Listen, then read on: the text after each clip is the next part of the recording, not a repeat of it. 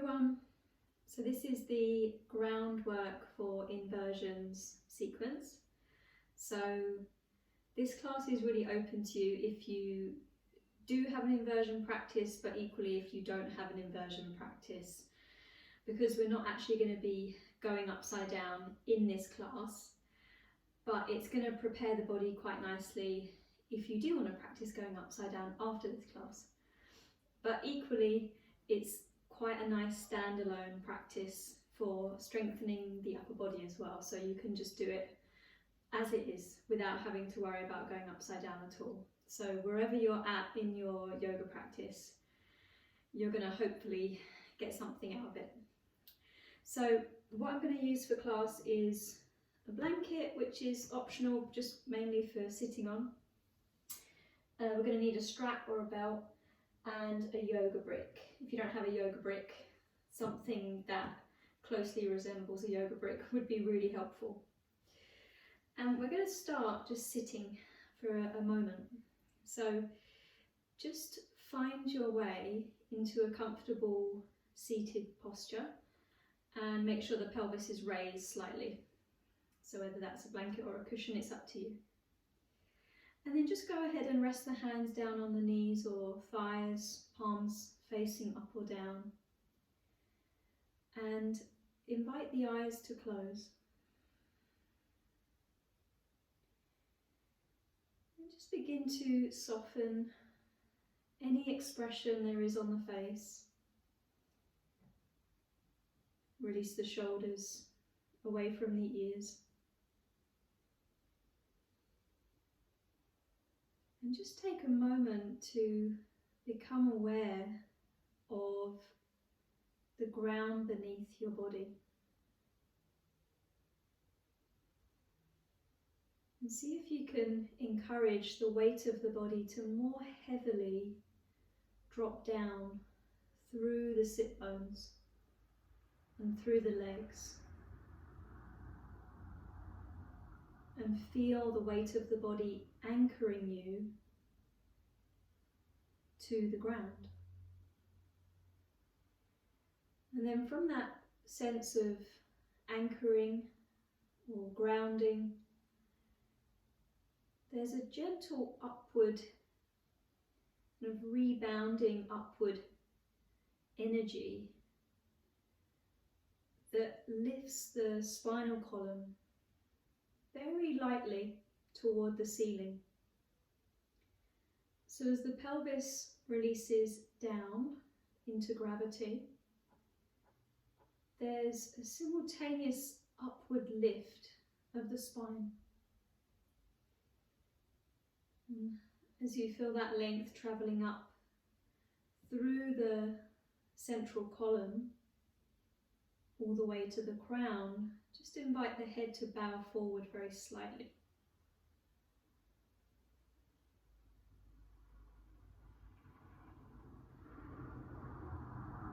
And just take a couple of breaths here, a couple of conscious breaths, breathing through the nose.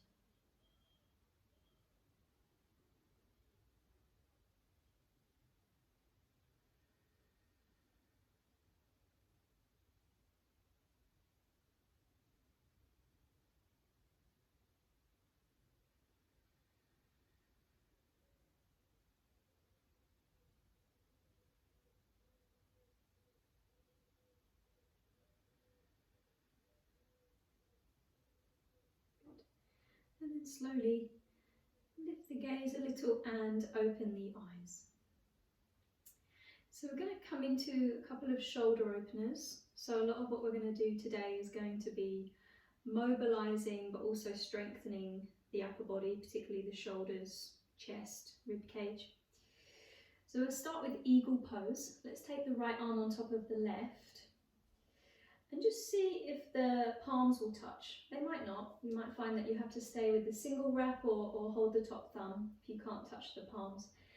And then lift the elbows a little bit higher than your chest and start to turn the torso slightly to the left.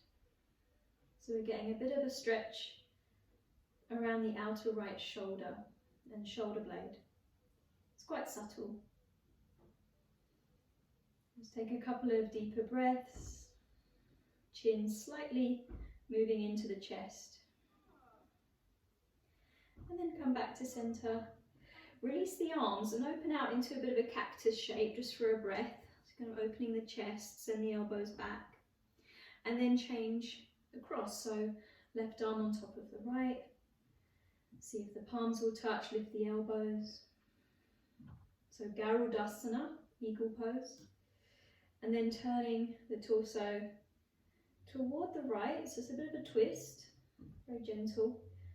Trying to get that stretch around the outer left shoulder here, around the shoulder blade as well. Chin might tuck in a little bit. And then come back to center. Okay, release the arms. And then change the cross of your legs. Put the other foot in front or cross the other shin in front. And grab onto your strap. Okay. Now, if you've got any loops or anything in the strap, just take those out. And then take a nice wide grip on your strap. Okay. At least the width well, it will be definitely wider than the width of the shoulders, probably a lot wider to start with here. And then just gently pull the strap taut and start to raise the strap up over the head. Okay, now as you get overhead, you're just going to explore taking the arms back. You might have to go wider with your strap if the elbows bend. You want to avoid the elbows bending. So then you're coming back up and bringing that strap up and overhead. And then back down in front. Okay, so just do that a few times. You might feel like it was relatively easy and you want to go a bit more narrow, so you can adjust the strap if you need to. Keep the arms nice and straight as you pull the strap taut. And then we're just going to stay with this for a few cycles. Okay, try not to arch the back as you take the strap back behind. So you want to keep the torso relatively stable and neutral. Let's just do one more after this. So you probably feel that the shoulder joint starts to warm up quite quickly.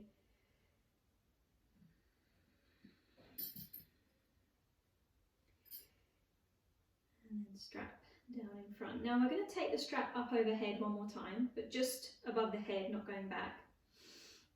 And then we're going to maybe lengthen the strap a little and take a bit of a side bend. So the strap's going to go down to the left. I'm just going to open up into that right waist. And then I'm going to come back over the head. Keep pulling the strap taut as you take a little side bend toward the right side. So opening the left waist. And then come back through the center. Go back toward the left with the strap. So opening the right waist. That's it. And then sit a little bit more neutral. Release the left hand from the strap. Keep it in the right. Bend the right elbow and just place the back of the right hand onto, place the right palm onto the back of the neck. Okay. So Gomukhasana preparation. Left hand is just going to encourage a bit of a tricep stretch, so the elbow is going to move in as we crawl the right fingertips down the back. And take a couple of breaths. Front rib cage softens back toward the spine. And then we're going to take that left arm behind our back, bend the elbow, and try and find a hold of the strap. Okay?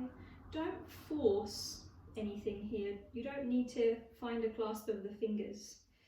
It usually is the ego stepping in to try and find a shape that it thinks is the right one. What we want to focus more on is the left shoulder head. So if you notice, which probably is happening at the moment, the left shoulder head is kind of jutted forward. You want to just shrug or roll the left shoulder head up, back and down. Okay, so you're making space at the front of the left shoulder. Right elbow is gently reaching upward. There's one or two more breaths here. Rib cage softens in. going to start to release. Okay, and bring the strap back around in front. Find that nice wide grip. Take the strap up overhead. And then take a little side bend again, just taking the strap to the right, opening the left waist, left side ribs. And then coming back up, over to the left. And then one more time, coming up. Strap goes down toward the right, little stretch into the waist before we sit more upright. And we release the right hand, bend the left elbow, place the hand to the back of the neck. So I've still got a grip on the strap with my left hand. And then the right hand will find the left elbow and do a bit of a tricep opener. Notice if the chest and the rib cage kind of puff forward and you arch the back. Try and gently contain the front ribs toward the spine. And then take the right arm behind your back, bend the elbow, find a grip on the strap. And then shrug that right shoulder head up, back and down. Set the shoulder blade nicely on the back. Left elbow, it extends up toward the ceiling as we take 2 more breaths here. So Gomukhasana means cow face pose, but we're just doing the upper body variation at the moment. And then you can start to release everything. And we're going to put that strap out to the side. So if you want to roll the shoulders up, back and down once or twice, you can. And then we're going to come off of our blanket and we're going to move on to hands and knees. So blanket can go off to the side unless you want to cushion up the knees. And then we're going to find all fours. Now, setting up for cat-cow, just turning the hands outward very slightly. Shoulders stack over the wrists, hips over the knees. Now on the inhale, the belly is soft and we try to gently move the breastbone forward through the arms and slide the shoulder blades down. On the exhale, push into the hands. Try and emphasize this movement here. As we press the ground away, we find the rounding of the upper back, chin to chest. Do that again. Inhale, belly softens, collarbones wide, breastbone moves forward. Exhale to round, press the ground away. Use that grounding to feel the rounding of the upper back, that doming. Belly moves towards spine. And then one last time, inhaling. And then exhaling. So it's the action of pressing down that allows that doming up of the upper back spine. And then come back to a neutral position. Now we're going to walk our hands ever so slightly forward as if we were preparing for downward dog. We're not coming into it just yet.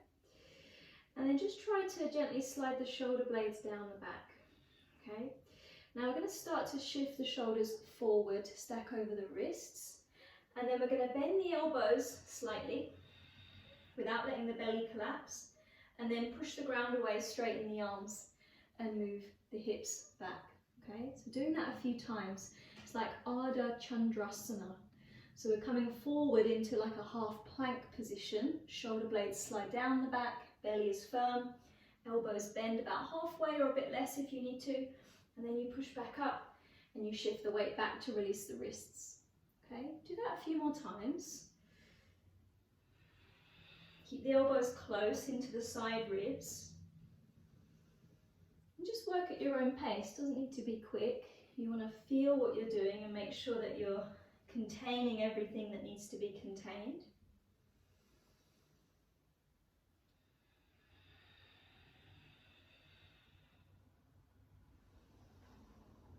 Very good, last one. Just do what you can with the bend. Sit back into child's pose, turn the palms up toward the ceiling and just let the wrists relax for a few breaths.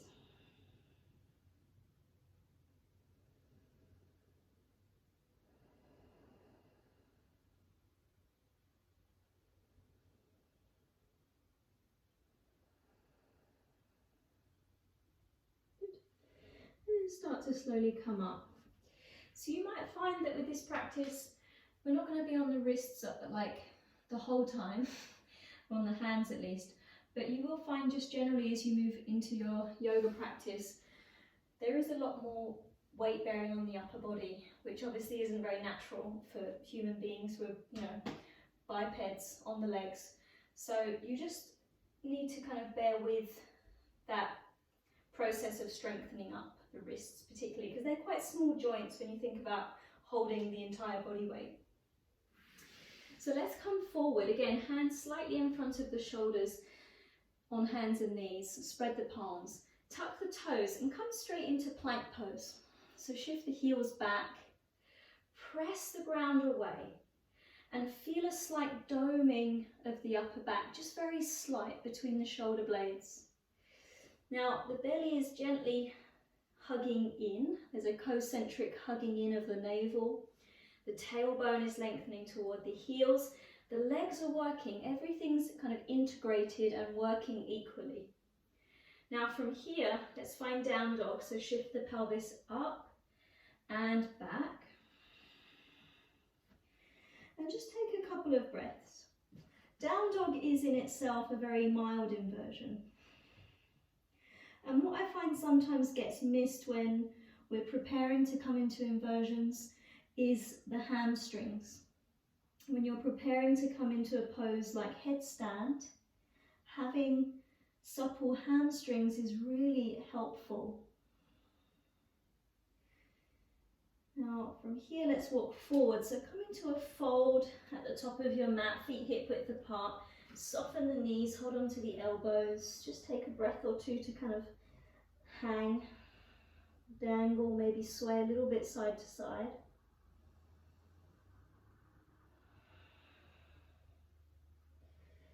And then release the arms and take the feet out a little bit wider, not quite as wide as the mat.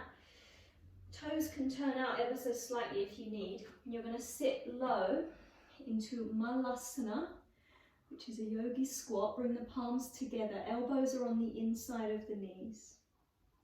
You might find that the heels are lifting, that's perfectly okay, but it might mean that balance is a bit off, so fingertips need to stay on the floor. Equally, you can roll your blanket up and pop it underneath the heels. Just take another breath here, widen the collarbones, lift the chest, and then come forward into your fold again, so lift the sitting bones, walk the feet back to about hip width, and this time interlace the fingers behind the back. So just continuing with mobilising the shoulder joint, send the arms up and over. Good, and then release the arms down. On the inhale, hands to shins, lengthen the spine forward. On the exhale, fold in. Now on your in-breath, rise up to stand, sweep the arms out wide or perhaps go forward and up with the arms. Exhale, lower the hands to the heart. Very good. So from the top of your mat, we're going to step the left foot back, keep the right foot in front for warrior one. So we lift that left knee. We step back and ground the left heel. Okay. Back foot's only slightly turning out because I want the left thigh to roll in and the pelvis to stay squaring up to the front. Okay. Now you can find a little bit of depth to the front knee, but I wouldn't worry too much about the depth of the lunge. First and foremost, you want to think about the grounding in the back foot. The heel, the outer edge of the foot are firmly rooted. Okay. Now send the arms up over your head, palms facing inward toward each other, so the thumbs are pointing back.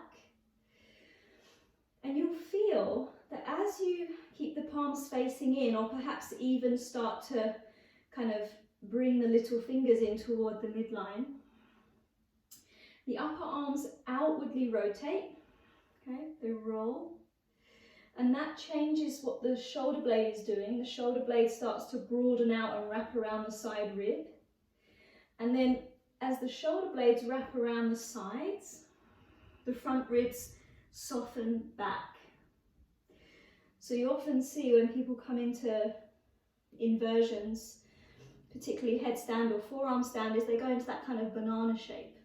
So we're trying to avoid that by strengthening this kind of knitting action of the rib cage to draw back toward the spine.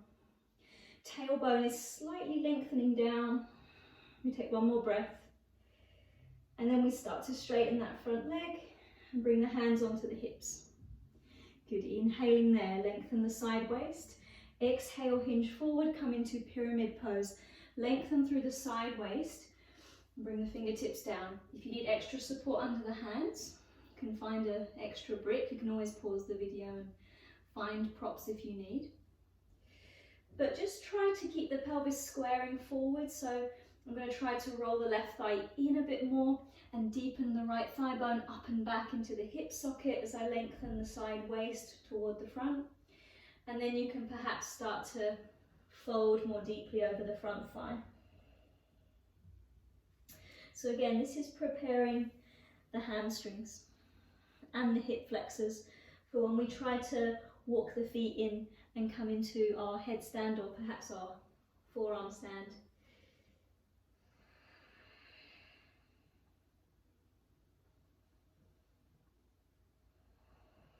And then from there you can start to rebend the front knee.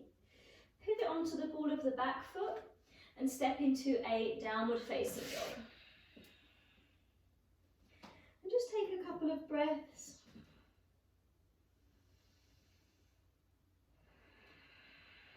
Before you then bring the knees to the ground. And we're going to find our brick. Okay, so you're going to pop that brick on its widest orientation, but flat, on its flattest side. Okay, so the first variation of dolphin that we're going to do is that we're going to have the palms either end of the brick. Okay, don't worry about the fingers. You want the heels of the hands particularly and the palms to be in contact. Now the elbows come down to the floor, the forearms come down, and the elbows are stacked underneath the shoulders. We often go too wide with the elbows. So really have a look and check. And gently squeeze the palms in toward each other. Okay. Now just be mindful as you come back that you're thinking about what the front ribs are doing. Okay. So we want to try to keep that sense of containing the front ribs in. Tuck the toes underneath. And then start to lift the hips up and back. Okay, you might find that the feet can walk a little bit closer in, but you don't want to do that if you feel that you're going to bring the shoulder weight too far forward over the elbows. Try and keep the try and keep the shoulders moving back toward the feet. Now you release the head and the neck. And as you press the ground away through the length of the forearms, the crown of the head will lift, the palms gently squeeze in. Now the chest moves toward the thighs, but simultaneously the rib cage softens back toward the spine, which is a little bit counterintuitive.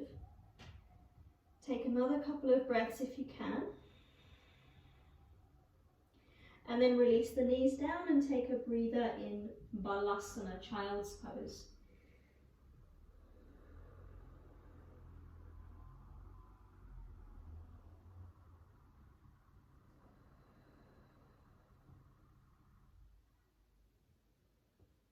Okay. Now we're going to do that one more time, okay? But we're going to add some shoulder presses, kind of a pulsing movement to help strengthen the shoulders in dolphin pose. So come back up into the same position, okay? Push the palms into the ends of the brick, lift the hips up and back. This time we want to be a little bit longer in our dolphin, so we might in fact walk the feet back, which is not what I would usually instruct. Now from here, on your inhale, you're going to start to shift the weight forward. Bring the shoulders just forward of the elbows, look to the brick, and then on the exhale, push everything back to dolphin pose. Do that a few times. So the butt will stay quite high. It's not like you're coming into a forearm plank. But the shoulders come forward of the elbow. Push it back. Let's just do one more. You'll feel this is working the shoulders pretty strongly. And then lower the knees down. Sit back, take another few breaths, child's pose.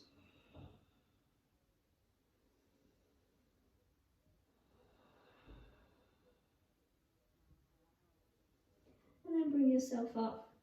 Move the brick off to the side. Shift forward onto hands and knees, but again walk the hands slightly in front. Tuck the toes underneath, find plank pose. Press the ground away. Feel the upper back gently doming. Navel is hugging in, tailbone toward the heels as you press the heels back, legs are firm. And then downward facing dog. You take a breath or two there. And then walk the feet forward to come into your fold. So your feet are about hip width apart, soften the knees. Try and hold the opposite elbow, but the other cross, the one that we didn't do last time. So whichever way feels weird, basically. Nod and shake the head if you wish to.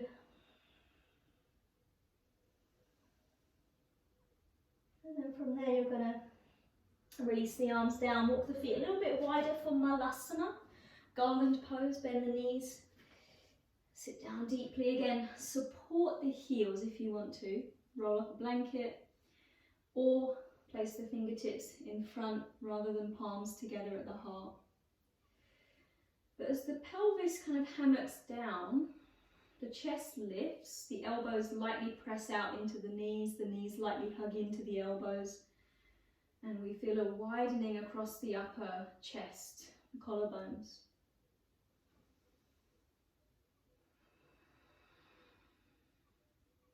And then we're going to come back through to that forward bend, feet back to hip width apart, soften the knees, interlace the fingers the other way.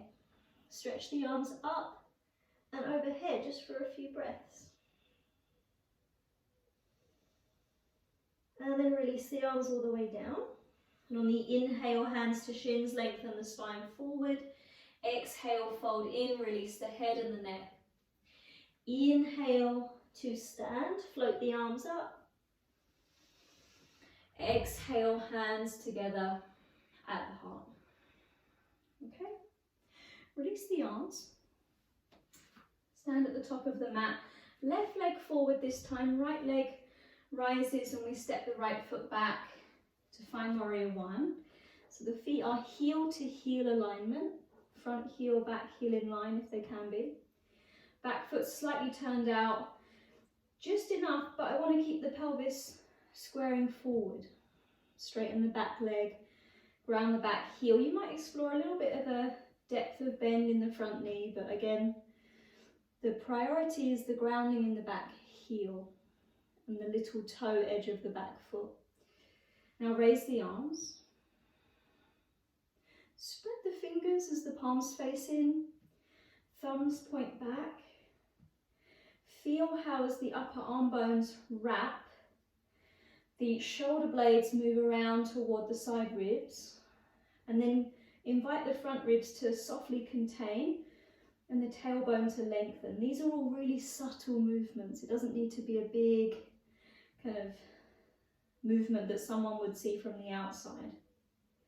Take another breath and then release the arms down and begin to straighten the left leg. Hold on to the waist or hips. Inhale there, lift the side waist. Exhale, hinge forward. Pyramid pose or Parsvottonasana. Fingertips come down.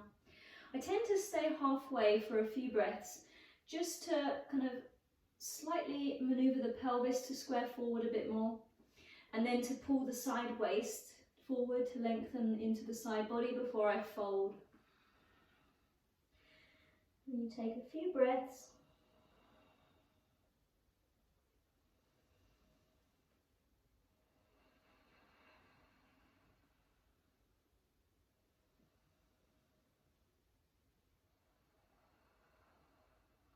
And then from there you can start to lift the torso, come onto fingertips, bend the front knee and pivot onto the ball of the back foot.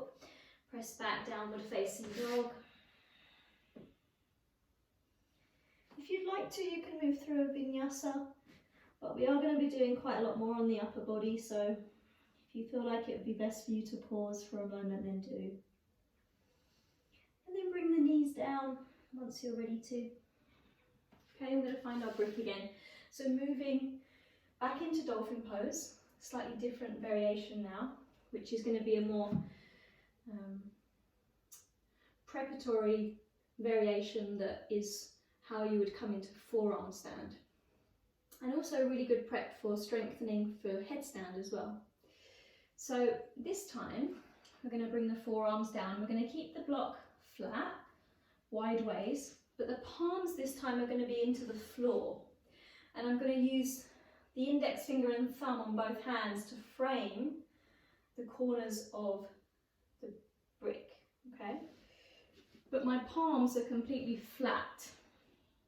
So the brick is like a wedge in between the hands that stops the hands from sliding in and the elbows sliding out, okay? Elbows stay underneath the shoulders, and there's a slight squeezing in. The hands kind of hug into the sides of the brick. Now push down into the forearms, into the palms, lift the hips up and back, find Dolphin Pose. The reason that this one might feel a bit more challenging is because there's more external rotation in the upper arm bones in this variation.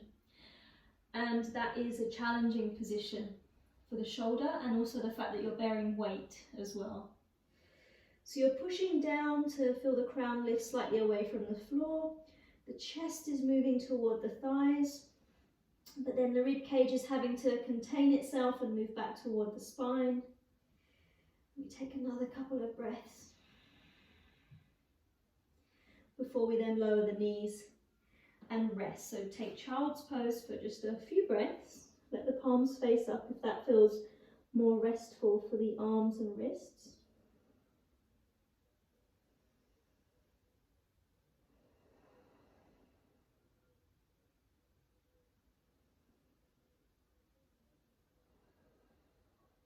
Very good. And then one final Dolphin Pose, guys. Same thing in that the palms face down, the index and thumb frame the corners of the brick. This time we're going to raise alternate legs and work with one-legged dolphin. If you want to practice a few hops, you can, okay? So we're going to lift back up, walk our feet in if we can, and then bring the feet together. Okay, keep pushing the ground away, elbows hug in, and see if you can lift the right leg. Look between the forearms if you can, and then lower that right leg down, lift the left leg,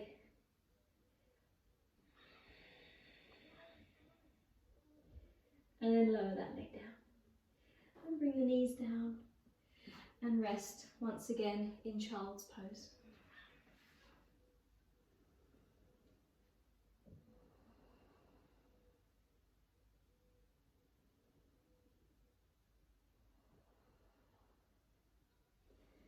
Okay, let's bring ourselves up, roll the shoulders if we need to, and then we're going to bring our feet around in front. We're going to find Gomukhasana for a moment. So soles of the feet together, knees open out wide. And then we're going to take the fingertips behind us, and we're just going to take a moment to open the chest. Okay, so just going to push down into your fingertips, the elbows might be slightly bent. Then we're going to lift the breastbone toward the ceiling. Just get a nice opening across the collarbones and the front of the shoulders. And then we can start to release.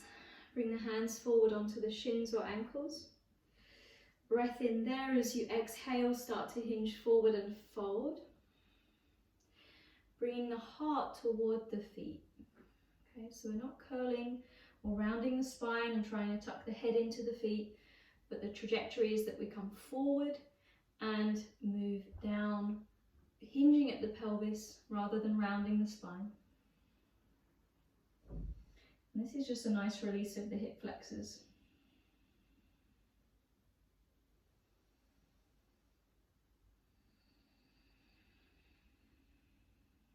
Good, and then slowly come back up. Very good. So we're going to just prep for one last inversion, which is, so we've done our dolphin pose preparation, which is really strengthening the whole upper body and kind of the shoulder girdle, so that you can perhaps think about working toward forearm stand. I would suggest, if you're coming into forearm stand, keeping the brick there, okay, maybe using a wall space for sure. But it's also good prep for headstand, but headstand has a slightly different setup. So we're going to come into that here. So you can cushion up, in fact. I think that's a good idea for me actually, because the wood floor's pretty hard. So I'm going to open out my blanket. Okay, so I'm going to bring the forearms down onto the blanket, and I'm going to interlace my fingers. Now again, the elbows are directly under the shoulders, so they're not too wide. You need to have that kind of accurate base, okay? Now I'm going to bring the head down so that the interlace of the fingers is kind of cupping the back of the head. And then I'm going to tuck my toes. Now, when you lift the hips, push into the forearms. Don't let the weight all go into the head and neck, okay? It's actually a very light sensation on the head. Push into the forearms, okay? Now, on your next inhale, push down so much into the forearms that the crown lifts away from the floor. And then as you exhale, lower the head back down. Again, inhale, push into the forearms, crown of the head lifts. Exhale, lower the head. Do that again, inhaling and exhaling. Last one, inhale and exhale.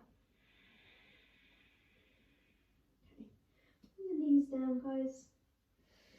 And just take a moment one more time to rest back in child's pose.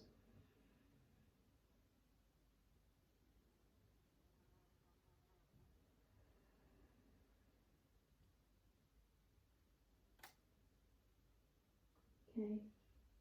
Now, if you did want to move your mat toward a wall space and just pause the video and play around with doing headstand against the wall, then you can. The reason that I was wanting to lengthen the hamstrings throughout the practice is because I find it really helpful, move this, that when you are preparing to come into headstand, the more you can walk your feet in, right? So you start to see how the weight of the pelvis starts to tip over the shoulder girdle with my legs nice and straight. And then from there you bring the legs up as one unit.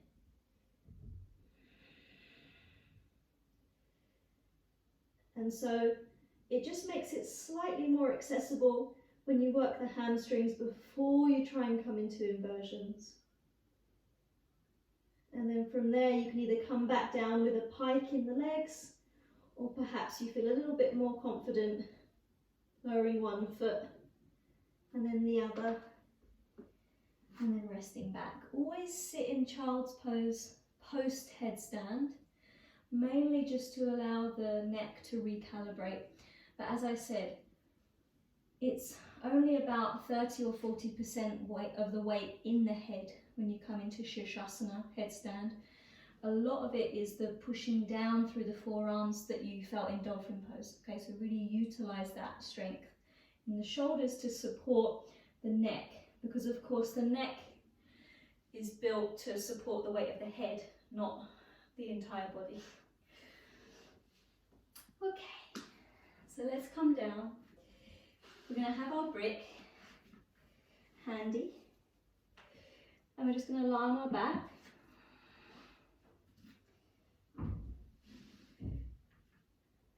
And you're going to walk the heels in a bit closer toward the sitting bones.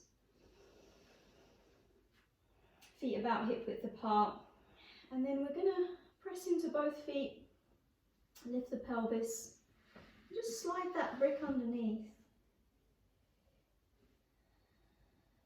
Position the brick somewhere that supports the pelvis in a neutral position, so not too much in the lower back, not too much toward the tip of the tailbone. And then the arms are going to cactus out to the sides, so you've got a nice open sensation in the chest. You might adjust the shoulder blades down. And then just take a moment here, guys. This is our warm down. If you feel like the knees really want to splay apart, as mine do, just take the feet a bit wider and angle the toes in.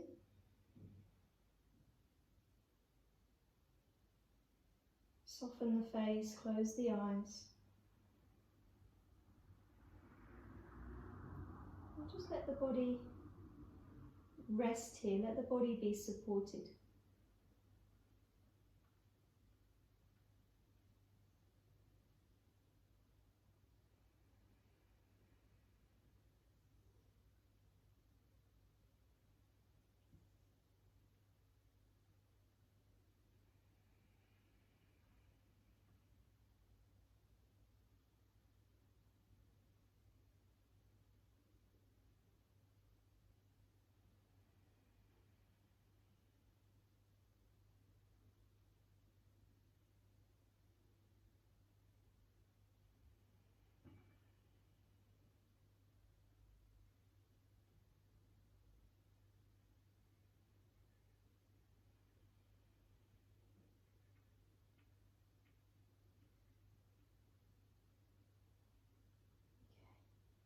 And then start to think about coming down, releasing the arms, lifting the pelvis, moving the brick to the side and resting on the back of the pelvis there.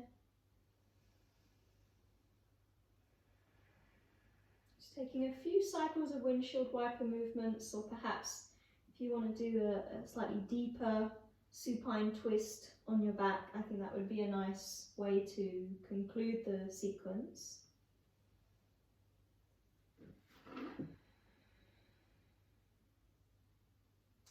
And then once you've done the twist on both sides, come back to the center and draw the knees up into your chest. Roll off to the side to come up to sit. Find a comfortable seat.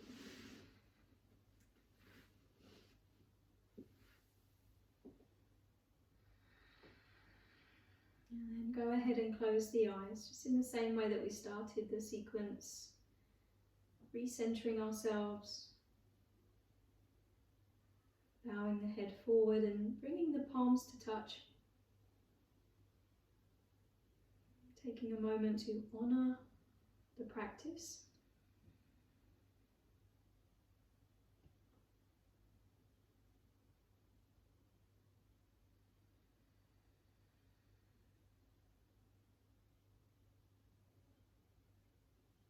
And then slowly lifting the gaze, opening the eyes. Namaste.